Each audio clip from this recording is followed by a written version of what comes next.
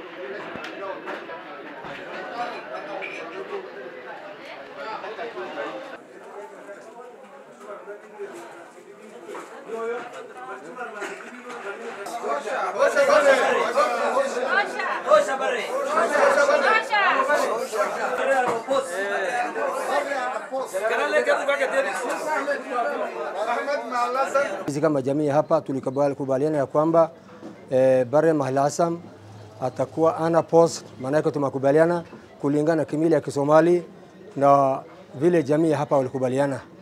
Na hii miaka mbili tulikaa bila MP, sasa hii naona tumepata mwangaza kidogo, tunasemekana election itafanyika November.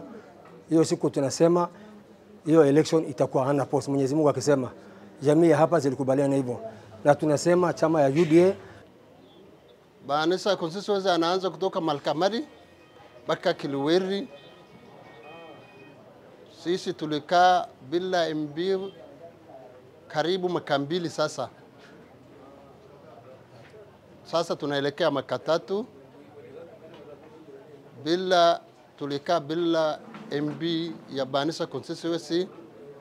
Tulikuwa na shida mingi ambaye anahitaji members of parliament. Tulikaa bila MB. Alhamdulillah, sahi tulisikia kama serikali wamecreate IBC, sasa wanaanza tunaelekea election.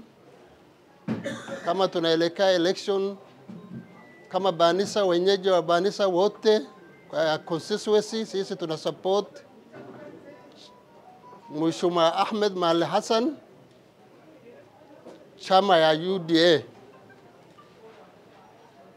Si maoni yangu peke yangu, as Banisa constituency wote tulikaa na serikali tunasupport Ahmed Mahali Hassan ya chama ya UDA Party,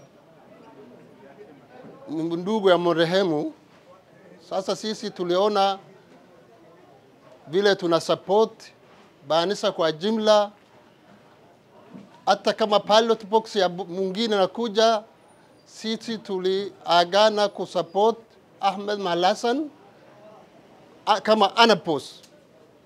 Wazee wa komiti wa Garri ambao wamekaa kikao Banasa waliamua na wakasema wamefanya kilia MP yao ambao wamejitolea safari hii ya hii by election ambao wanakuja vile IBC ametuanausia.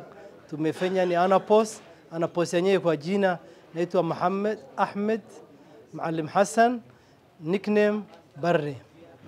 Hiyo ndio ambao leo kikao tulikaa, ambao leaders wa hii community ambao tumekuja kukaa hapo, tulikuja kuongea hayo. Hiyo ndio ambao tunafikisha Wakenya kwa jumla na watu wa Mandera County kwa jumla na wale ambao wameshuhudia na wale ambao wametusaidia kwa hayo, tunasema asanteni sana.